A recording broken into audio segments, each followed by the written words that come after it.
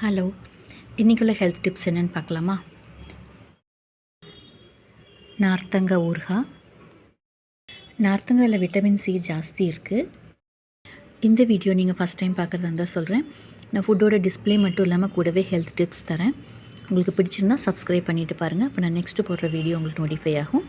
Skip பண்ணாமல் கடைசி வரை பாருங்கள். பிடிச்சிருந்தால் ஒரு லைக் பண்ணுங்கள், பிடிக்காட்டி ஒரு டிஸ்லைக் பண்ணிடுங்க. அப்போது நான் ஏதாவது மிஸ்டேக் பண்ணியிருந்தேன்னா அதை கரெக்ட் பண்ணுறதுக்கு எனக்கு உதவியாக இருக்கும். இந்த நார்த்தங்காயில் இருக்கிற விட்டமின் சி வந்துட்டு நோய் எதிர்ப்பு சக்தியை தூண்டும். நம்ம ஃபீவர் சமயத்தில் நமக்கு சரியாக சாப்பிடவே பிடிக்காது. ஃபீவர், கோல்டு அந்த மாதிரி இருக்கிற சமயத்தில் வாய் கசப்பாக இருக்கிற மாதிரியே இருக்கும். இந்த நார்த்தங்காய் கொஞ்சம் கசப்பு தான், ஊறுகாய் ஒரு மாதிரி காரத்தன்மை அதில் இருக்கும்.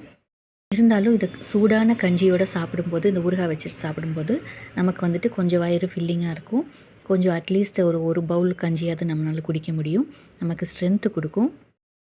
இது வந்துட்டு ஜீரண சக்தி அதிகரிக்கும். அதனால் நல்ல பசி எடுக்கும். ஃபீவர் சமயமாக இருந்தாலும் மற்ற நேரமாக இருந்தாலும் இது நல்ல பசியை தூண்டும். இது வந்துட்டு காரம் கம்மியாக அளவோடு சாப்பிடும்போது வயிற்றில் இருக்கிற புண்ணுகள் எல்லாம் ஆற்றும். இதில் நிறைய ஆன்டி ஆக்சிடென்ட்ஸ் இருக்குது. இது வந்துட்டு பாடியை கூல் பண்ணும். சில டைம் வந்துட்டு இந்த கேன்சர் செல்ஸை கூட வளர விடாமல் அப்படியே தடுக்கும். இதில் நிறைய பெனிஃபிட்ஸ் இருக்குது, சொல்லிகிட்டே போகலாம். அந்த நார்த்தங்காயில் இது ரத்தத்தை வந்துட்டு சுத்திகரிக்கும். இந்த WBC கவுண்ட்டு கூட இன்க்ரீஸ் பண்ணும். மல்லி துவையல், மல்லி இலை, கொஞ்சம் மல்லித்தலை, அப்புறம் வரமிளகா, கொஞ்சம் புளி, தேங்காய், உப்பு, ஒரு பல் பூண்டு, கொஞ்சமாக தண்ணி தெளித்து அரைச்ச மல்லி துவையல்.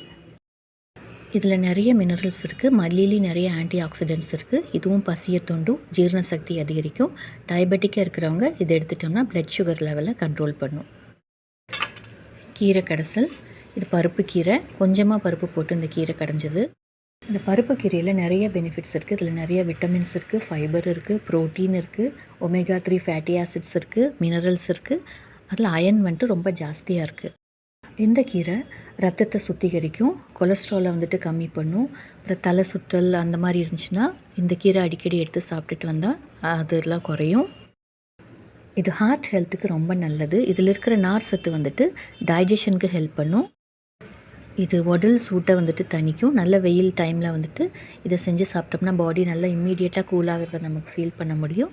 இது நோய் எதிர்ப்பு சக்தியை தூண்டும். சோறில் கார்போஹைட்ரேட்ஸ் நமக்கு கிடைக்குது. வெண்டைக்காய் சாம்பாரில் இந்த பருப்புலேருந்து நமக்கு ப்ரோட்டீன் கிடைக்குது. வெண்டைக்காயிலிருந்து நமக்கு விட்டமின், மினரல்ஸ் எல்லாம் கிடைக்குது.